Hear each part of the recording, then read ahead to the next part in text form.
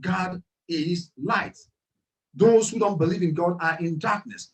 Those who believe in God, God commands them to walk perfect, to produce righteousness. And God is asking you, if I'm asking you to be a vessel of righteousness that produces righteousness in your talk, in your speech, in your act, in all that you do, then what fellowship do you have with the one that produces unrighteousness? What communion, what relationship do you have with the one that what he produces is the work of his father, the devil, that he's producing unrighteousness, unholy things. He speaks is unholy. He's acting, his lifestyle, his character, every association that he does is unholy. He does things that does not glorify God. And God is asking you, you that I have commanded you to be perfect and be holy before me because you're my son, you're my daughter. What fellowship then do you have with someone like this whose goal is to produce unrighteousness for his father, Satan? That's what God is asking.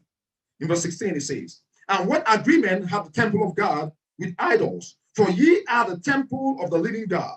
As God hath said, I will dwell in them and walk in them, and I will be their God, and they shall be my people. You see the promise that Paul is saying, that having all these promises, that God has promised that you will be his temple. The temple of God is not the physical building any longer. The temple of God is supposed to be you and I. You and I who claim to know Jesus, you and I who claim to know God, you are supposed to be the temple of the Most High God. And if God is dwelling in you, God is asking you, what communion or what relationship does his temple has with the temple of idol worship? What relationship does his temple has with the temple of Satan? God is asking.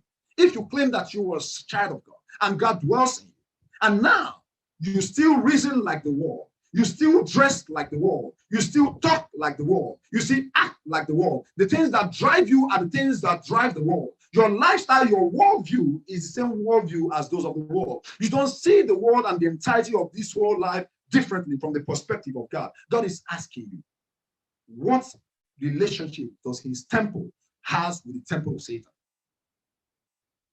Then something is wrong.